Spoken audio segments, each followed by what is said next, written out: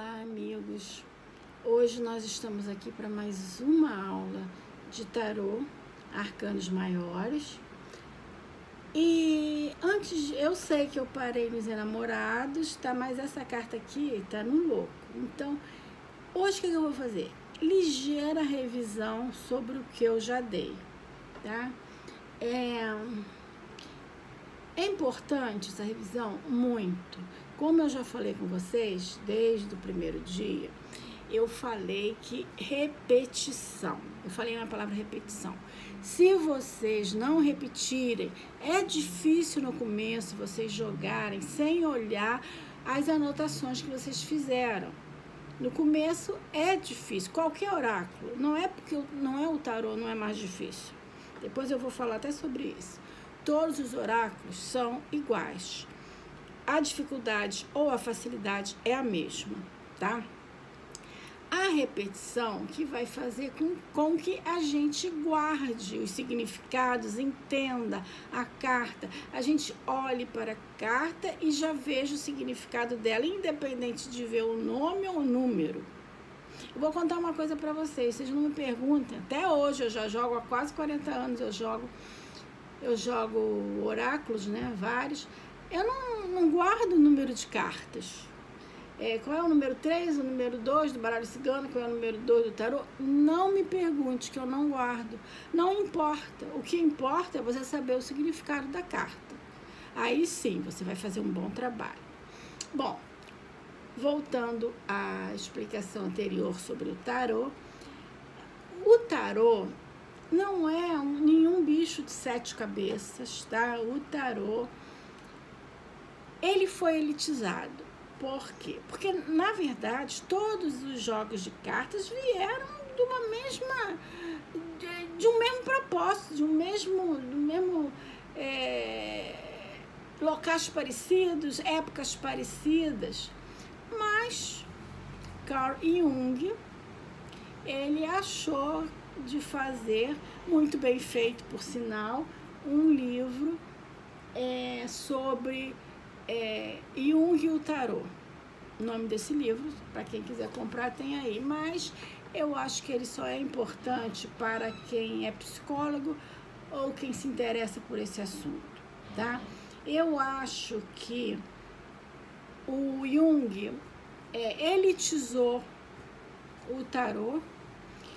Ele usou termos que são certíssimos, mas a pessoa comum que joga carta, ela vê aquele termo, ela fica confusa. Então, por isso que muita gente prefere o baralho cigano do que o tarô. Mas o tarô é tão fácil quanto. O tarô só tem um pouquinho de dificuldade maior, é que o número de cartas é maior. Mas, como eu falei para vocês, esse aqui é o tarô de Marselha. Os arcanos menores de Marselha são horrorosos. Você tem que decorar, senão você não sabe. E os outros jogos, os arcanos menores, os outros tarôs, não, são figuras que representam o que a carta quer dizer. Você sabendo o naipe, o número e a figura, você vai saber qual é o significado daquela carta. Então, eu sei que tem muita gente que até desistiu, mas não desistam. O tarô é um jogo muito bonito. Vamos popularizar o tarô, tá? Para ele voltar o que era antes. E vamos analisar o tarô de uma maneira simples, eficaz e inteligente também. Não é porque a gente não vai seguir o livro do Jung, usar os termos do Jung, que nós vamos ser piores. Claro que não, tá? O que importa é a repetição dos jogos, a repetição desse aprendizado que no começo você não sabe de cor. Olha, eu vou te contar uma coisa para vocês. O primeiro oráculo que eu aprendi foi o baralho cigano. Fui toda animada, né? Quando eu vi, eu me dei vontade de desistir, vou ser franca. Porque o baralho cigano são 36 cartas, né? Eu ia ter que decorar aquelas cartas todas, meu Deus. Eu sempre fui ruim de decorar. Eu prefiro entender as coisas do que decorar. Mas, no começo, eu jogava para amiga, para vizinha, para prima. O que eu fazia? Eu perguntava, você quer jogar? Eu aprendi, tem que treinar. Eu falava. Aí levava a minha apostila, abria o jogo e quando eu tinha dúvida do significado, eu ia lá na página da carta, na minha apostila, e via o que queria dizer. Aí interpretava. Então foi muito... Aquilo eu fui assimilando, e em um mês eu já estava craque no jogo, né? E o tarô, por causa dessa minha adaptação ao baralho cigano, o tarô foi rápido também.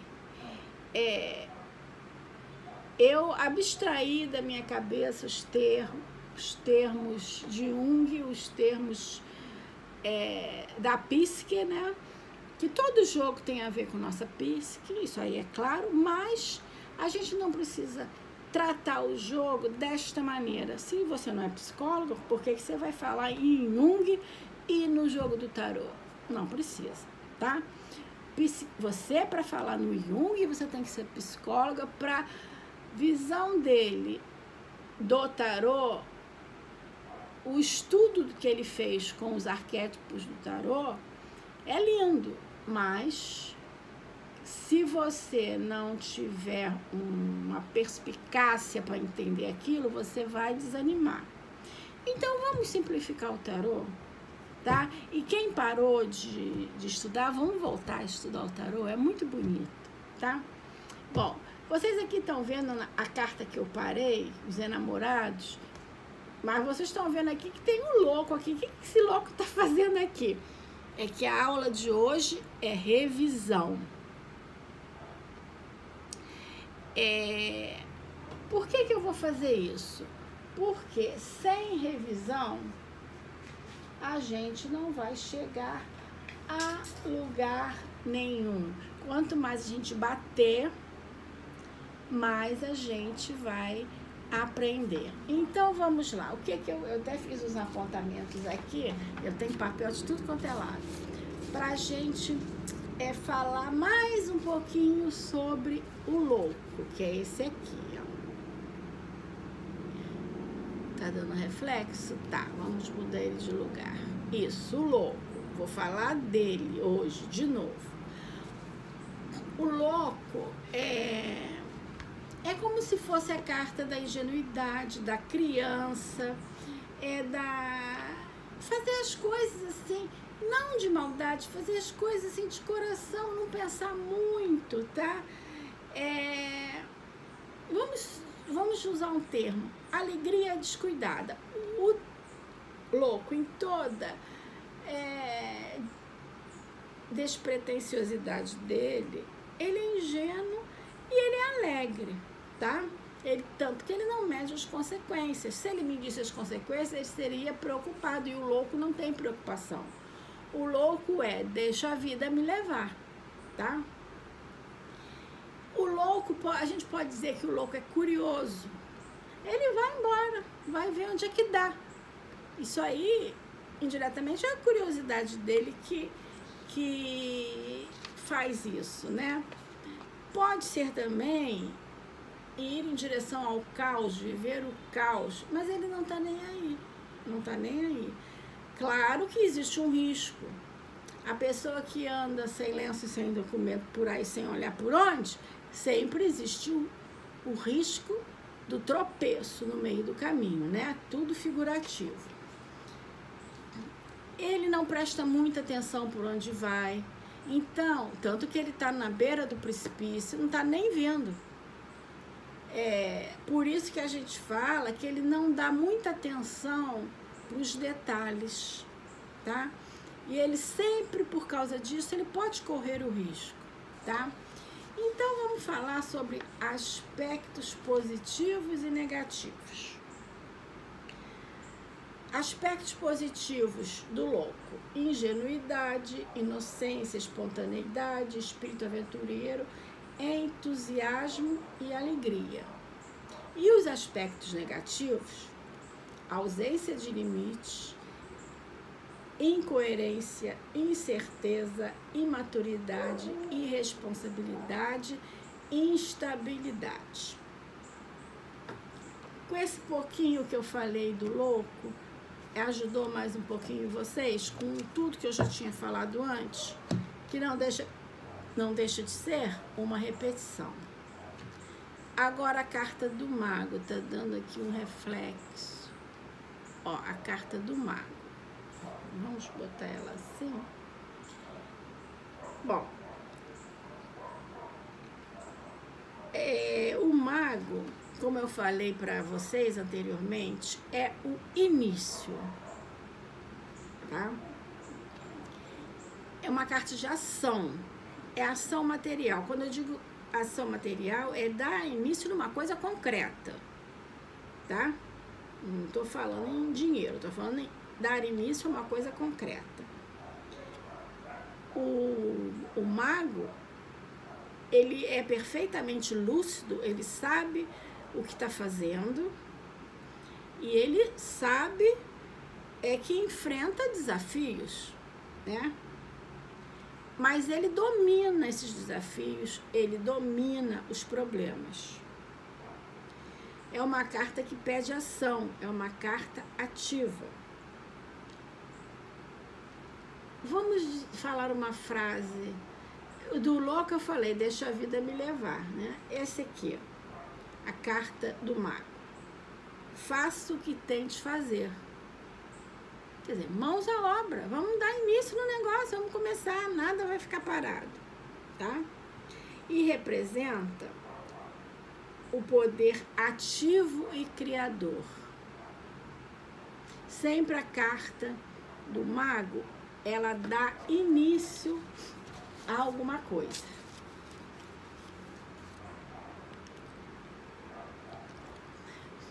Bom, agora vamos aos aspectos positivos do mago. É uma carta que sempre quer dizer sim, tá? Uma carta super positiva. Ela indica astúcia, engenhosidade, habilidade, destreza, criatividade, inteligência, iniciativa e discernimento. Nos aspectos negativos, pode ser uma carta de egoísmo, falsidade, charlatanismo, dominação e manipulação. Então, mais uma informaçãozinha, só para agregar mais conhecimento sobre cada carta que nós já demos, tá? Agora a gente vai para a sacerdotisa, que é essa carta aqui.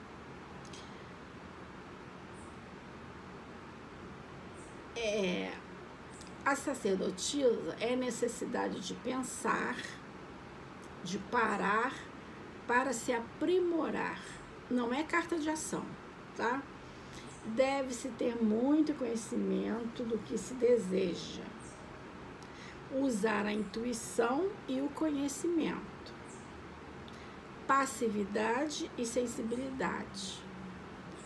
É uma carta de proteção para a situação que você está jogando, né? Indica que a pessoa deve procurar sua verdade sozinha para que aprenda a lição. Ela vai ter que procurar solução dentro dela mesma. É muita dedução, pensamento lógico, até pesquisa. Por que eu errei? Por que está dando errado?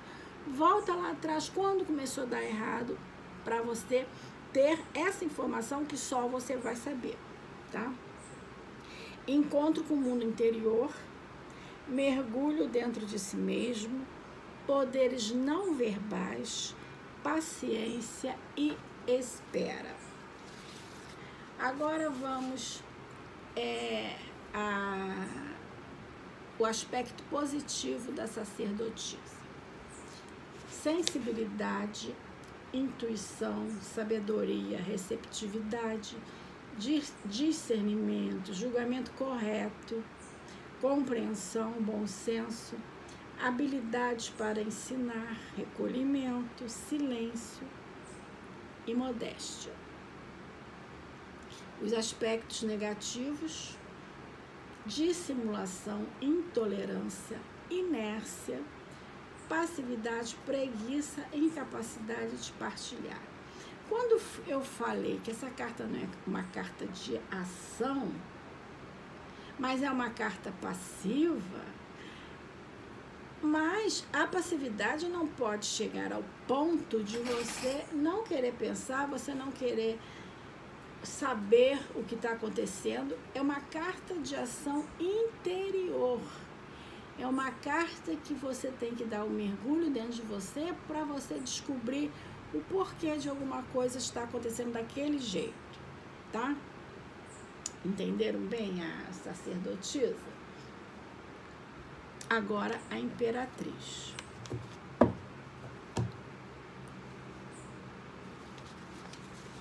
Vamos lá. Aqui a imperatriz indica sabedoria e ação, equilíbrio, vitalidade, riquezas de ideias, criatividade, ideias novas, proteção, também é uma carta de proteção, transformação, ação e conclusão. Essa carta aqui é uma carta também de ação. Apesar de ser uma carta que fala em inteligência, saber o que quer, saber o que fazer, é uma carta de agir. Você tem que pensar e agir. A sacerdotisa não, você pensa para descobrir. Aí depois que descobrir, aí é outro passo, tá? Os aspectos positivos da imperatriz. É uma carta sempre que quer dizer sim, é uma carta super positiva. É ação, sucesso, liderança, força criativa, sabedoria, inteligência, concretização, decisão, realização, tá vendo essas duas palavrinhas? Determinação, evolução, coragem, segurança, comunicabilidade, sociabilidade, paciência, ternura, proteção, observação e reflexão. Aspectos negativos: autoritarismo, egoísmo, dominação, ambição e maldade. Bom, deixa eu falar uma coisinha para vocês. Isso tudo que eu tô falando, quem puder escrever para ter uma base de estudo, de consulta no começo, seria muito interessante. Eu sei que dá trabalho, mas se a preguiça for maior, nada, vocês não vão conseguir jogar. Para qualquer oráculo, tá? No baralho cigano eu já falava isso, tem que copiar as palavras principais. Porque é através dessa lembrança, quando essa carta quer dizer mesmo o quê? Me esqueci. Vai lá onde você escreveu que você vai achar o que ela quer dizer, tá? Agora a gente vai falar no imperador. É uma carta muito forte. Ela quer dizer poder e autoridade, sentido da ordem e disciplina, conceitos claros, persistência e decisão, assumir responsabilidades. É uma carta de proteção, uma carta ativa, também é uma carta de atividade, consciência da responsabilidade. Então, é uma carta de ação, decisão, poder, comando, tá? Vamos ver aqui quais são os aspectos positivos. É uma carta que também sempre quer dizer sim. É uma carta de autoridade, liderança, poder, força, firmeza, decisão, rigor, controle, razão, domina a inteligência sobre a emoção, ordem, energia e sabedoria. Os aspectos negativos são egoísmo, dominação, rigidez, intolerância, tirania, opressão, frieza e ambição. Bom, essas 4 cartas, né? Elas representam o início de uma atividade, desde o mago, que é o iniciador, até o imperador, que é a ação confiante e triunfante. Tá? Agora, a gente vai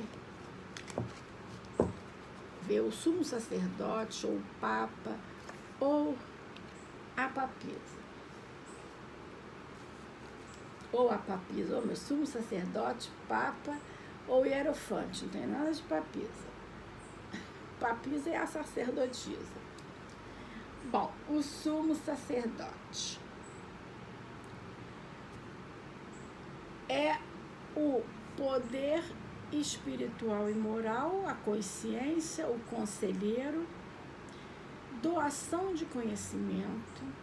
Essa carta mostra o caminho da ética e da virtude, domínio de si mesmo, equilíbrio, busca de sentido, revelação, carta de proteção, descobrir significados. E os aspectos positivos do sumo sacerdote? É uma carta, sim, é uma carta sempre positiva.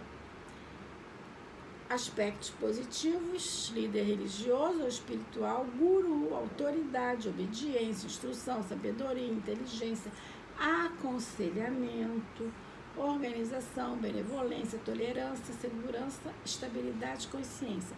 Quando a gente está jogando por uma situação qualquer e sai essa carta, a gente tem sempre que ficar com as orelhas ligadas e procurar uma outra opinião, um aconselhamento. Isso não quer dizer que você vai seguir cegamente esse aconselhamento, mas você vai ter outra opinião ou outras opiniões sobre o assunto. Aí você vai tirar a sua própria conclusão. Aspectos negativos: ansiedade, indecisão, dúvida, incerteza, antagonismo de ideias. Bom, agora vamos continuar aqui nos enamorados. Só um instantinho. Hoje eu não vou pegar no peladão, mas eu tenho algumas coisas aqui para falar dessa carta, tá? Os enamorados. O mito aqui no tarô mitológico é Pares.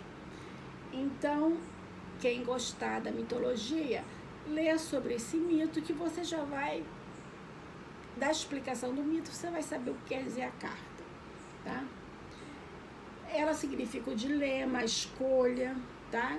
Aqui é bem claro, ó. Duas pessoas, é uma escolha que você tem que fazer, tá? Necessidade de se olhar atentamente às implicações das escolhas pessoais. Não se deixar conduzir cegamente pelos impulsos. O enamorado enfrenta seus dilemas com os pés solidamente plantados no chão, ou plantados na realidade do dia a dia. O enamorado precisa fazer uma escolha e assumir a responsabilidade por tudo o que resultar dessa escolha. Essa carta não quer dizer que seja boa ou má. Aqui diz que tem que fazer a escolha e você que tem que fazer a escolha. Se for boa ou má, depende de como você escolher, tá? Seja qual for a decisão do enamorado e aonde quer que vá, terá sempre de fazer companhia a si próprio. Quer dizer, você é responsável pela sua escolha e responsável pela sua decisão, tá? O enamorado simboliza a indecisão do ser humano diante de decisões difíceis, porém inevitáveis. Não tem jeito, é hora de escolher, é hora de escolher. Ninguém pode escolher para você. Quem está vivenciando uma situação é você, então você que tem que fazer a escolha. Escolhas responsáveis, toda escolha rege uma renúncia. Você tem que abrir mão de uma coisa para ir por um caminho ou ganhar alguma coisa. Então, toda escolha requer uma renúncia em algum fator, né? Assumir a responsabilidade. Desde o momento que você escolheu, a responsabilidade é sua. Cautela para tomar decisões. Por isso que a gente diz, tomar decisão é uma coisa que tem que ser calma, não vai tomar decisão apressada. Tem o tempo que for preciso para tomar a decisão, para não vir cometer o erro, porque uma decisão errada é um estrago na vida da pessoa. Aspectos positivos do enamorado: sentimento profundo, escolha, livre-arbítrio, escolher o caminho com todo cuidado, harmonia, confiança e equilíbrio. Aspectos negativos: incerteza, ansiedade, antagonismo de ideias, indecisão e dúvida. Então, a gente não pode deixar a dúvida permanecer. A gente tem que, demore o tempo que for, mas tomar uma decisão acertada. Agora vamos para a carta do carro.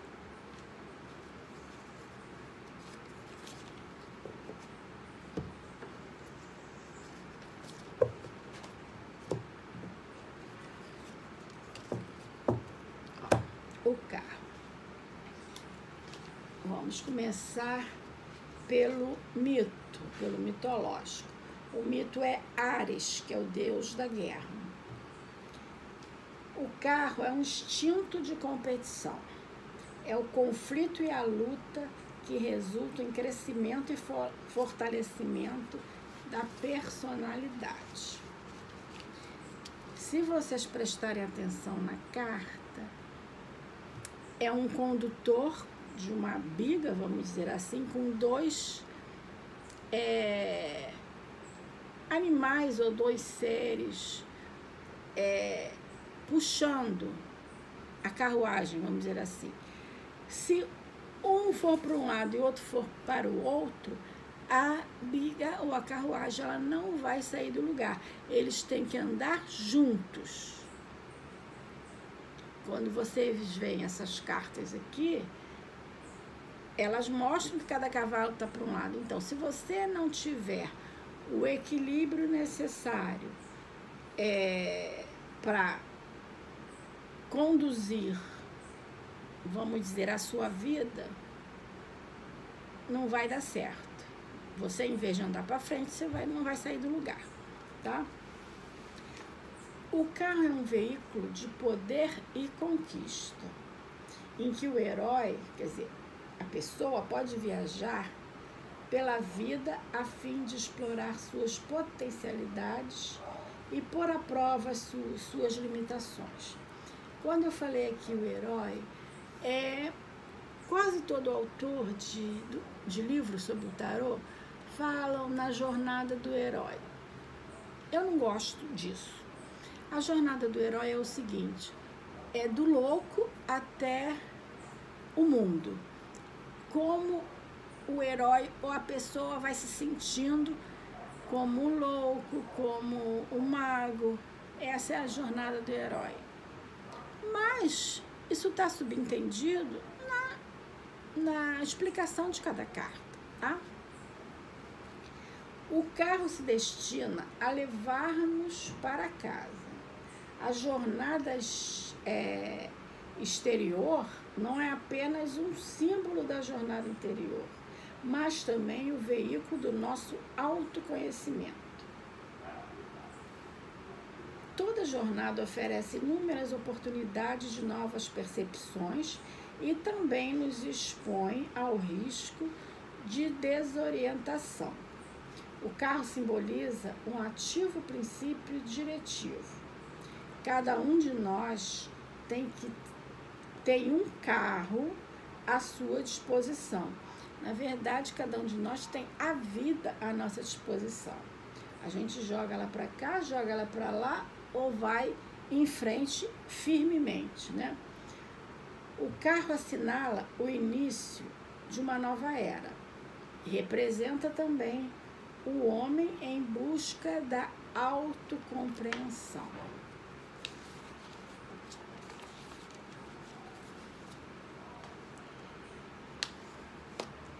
O carro também mostra o equilíbrio para ser bem-sucedido. Forças opostas devem ser trabalhadas com firmeza. Olha o que eu falei dos cavalos aqui, ó. Demonstra grande habilidade, empenho, persistência, dominar contradições interiores. Sugere que estamos com a vida bem planejada. Anuncia vitória, progresso, manutenção do equilíbrio e dominar as controvérsias. Agora, a gente vai ver os aspectos, tá? Positivo e negativo. Os positivos, a carta mostra sempre sim. É uma carta positiva, indica vitória, triunfo, conquista, sucesso, realização, receptividade, equilíbrio, harmonia, movimento, transformação, mudança, controle da situação, firmeza, decisão, confiança. E nos aspectos negativos, ela quer dizer inércia, fuga, vangloriar-se e ideias conflitantes.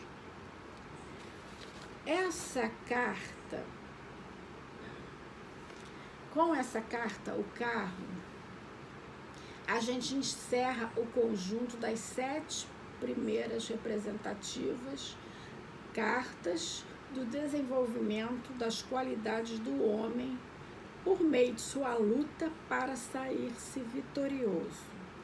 Com a carta 8, que é a justiça, a gente inicia um ciclo de avisos e mensagens representando perigos e que compreende 5 cartas, do 8 a 12. Bom, agora a gente vai para a carta da justiça.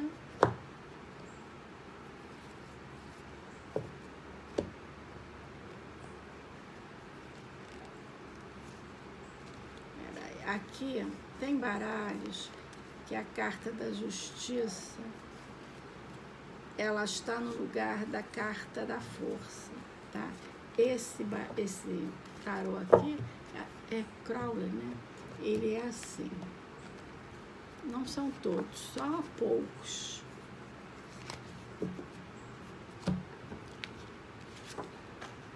Ó, esse aqui também, ó.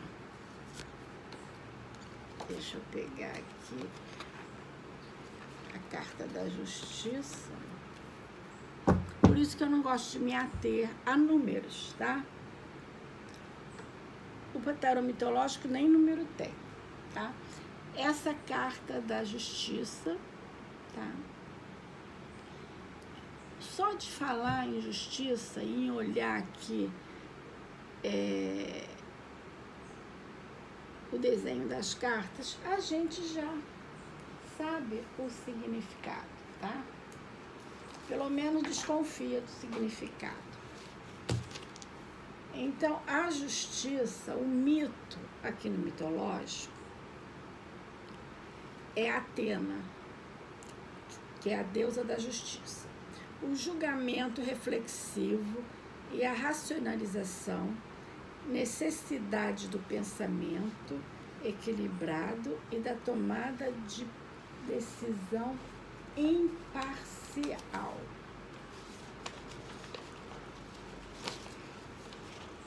Deixa eu já mudar aqui a página pra gente.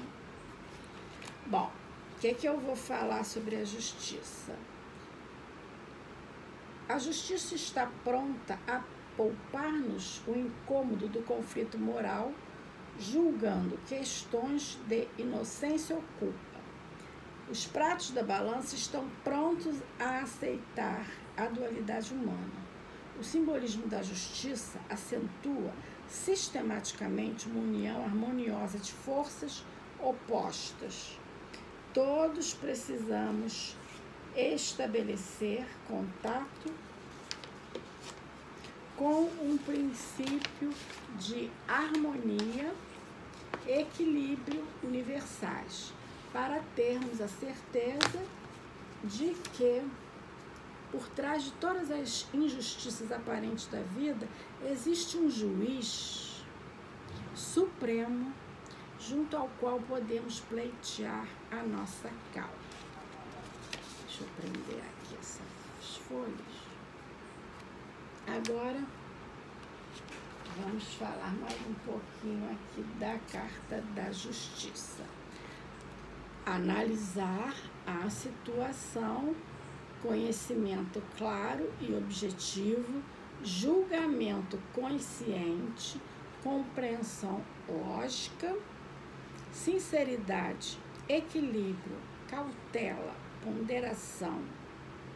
Lei do karma ou de causa e efeito é representada por este arcano.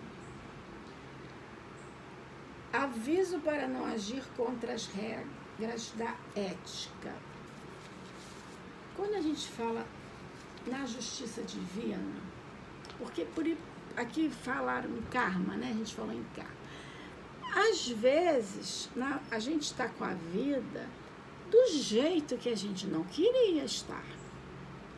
Aí você fala, Deus não é justo comigo. Deus é justo sim. Todos nós temos, desde a hora que nascemos, que antes de nascer nós aceitamos, até a hora da nossa passagem, a gente aceitou tudo que a gente ia passar. Então, como essa vida aqui na Terra é um resgate, a Carta da Justiça, ela se faz muito presente. E o sentido dela é a gente entender o que é justiça para mim pode não ser para você. O que é justo para mim pode não ser para você. Se eu passo por uma situação difícil e você não, você mereceu. E eu também mereci. Então, a Carta da Justiça não é pedir a justiça que você acha que é certa. Não é. É a justiça que Deus escolheu para você, tá? Os aspectos positivos da justiça. Lógica, racionalidade, lei, justiça, decisão, equilíbrio, retidão, honra, integridade, moderação, virtude, responsabilidade, imparcialidade. E os aspectos negativos. Acusações falsas, severidade, autoritarismo, inflexibilidade, injustiça, frieza, crítica, indecisão e preconceitos. Bom, agora vamos à carta do Eremita, nossa última carta de hoje. Eu acho muito linda essa carta do Eremita. Você olhando para ela, você vê um velho andando sozinho, com uma lanterna na mão, com um cajado para se apoiar. Essa aqui, ela tem a foice na mão. A foice, no simbolismo das cartas, ela sempre representa cortar coisas ruins, né? Então, geralmente, a gente vê que uma pessoa de mais idade, logicamente, mas nem sempre, é mais sábia pelas experiências da vida. Já viveu mais do que o jovem, né? Então, ele sempre procurando um caminho, tá? Então, vamos explicar isso que eu falei melhor. O eremita, o mito, é o Cronos. A aceitação da própria condição, perspicácia de mudar aquilo que podemos e aceitar aquilo que não podemos mudar ou alterar. Isso aí é uma sabedoria divina, né? Essa frase que eu acabei de vida, né? É uma frase que eu acabei de falar. Período de solidão e exílio. Mas é um exílio voluntário das coisas mundanas. O grande momento de erguer e fortalecer a personalidade se estivermos dispostos a esperar. O eremita personifica uma sabedoria que não se encontra em livros. Olha o que eu falei da vivência. O eremita assimilou experiências do passado, simboliza o caminho solitário para a autocompreensão. A lâmpada, quer dizer, a lanterna que ele leva, simboliza a necessidade de iluminação da consciência. O eremita é um mestre em ajudar-nos a descobrir nosso próprio pulso particular. A lâmpada do eremita a clarear nossa própria escuridão, e cada um de nós tem que descobrir a própria luz interior.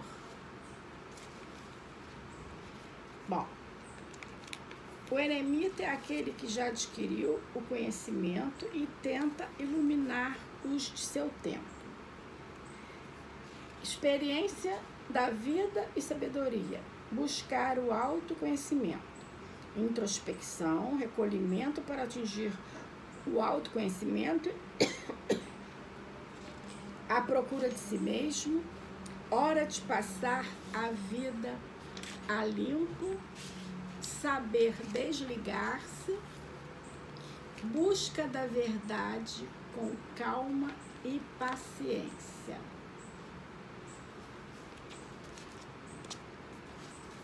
Os aspectos positivos do eremita. É sempre sim, é uma carta positiva.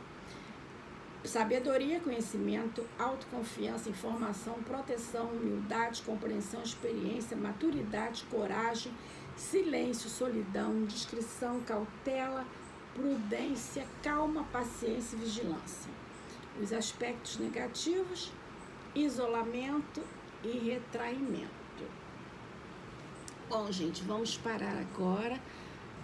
O estudo de um oráculo, ele tem que ser em doses homeopáticas, em doses pequenas. Eu podia chegar numa aula, dar o significado de todas as cartas, mas eu sei que se tem 100 vendo essa aula, só um ia continuar, tá? Então, eu prefiro ser repetitiva, mas também ser explicativa. Alguma coisa que eu falo, vocês vão guardar, tá?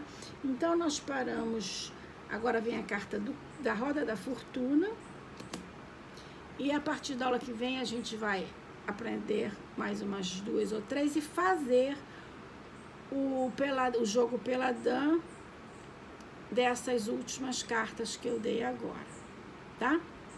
Bom, agradeço a paciência, tá? De vocês estarem me assistindo, eu agradeço. Quem puder dar o seu like, se inscreve no canal e compartilha com quem gostar de oráculos, tá? Não adianta vocês compartilharem com quem não gosta, que a pessoa não vai assistir. A gente, nessa vida, a gente tem que fazer o que a gente gosta, tá? Não adianta você chegar perto de alguém, eu fui num jogo, deu tudo certo. Se a pessoa não acreditar, achar que tudo é balela, ela vai te chamar de louca. Mas aquela que acredita, ela sabe que o jogo é verdadeiro, não tem... A maioria das pessoas, elas agem com consciência na hora de jogar. Porque se você não agir com consciência, você tem o seu karma a cumprir depois. Então a gente não pode enganar ninguém, a gente tem que ser verdadeira, honesta, calma, porque todo mundo que vem procurar um oráculo, às vezes está preocupado com uma situação na vida. E você não pode fazer um joguete dessa pessoa por causa da preocupação dela. Você tem que ter humanidade, você tem que ser uma pessoa que tem... Bom, vou botar no popular, você tem que ser uma irmã Paula, ajudar.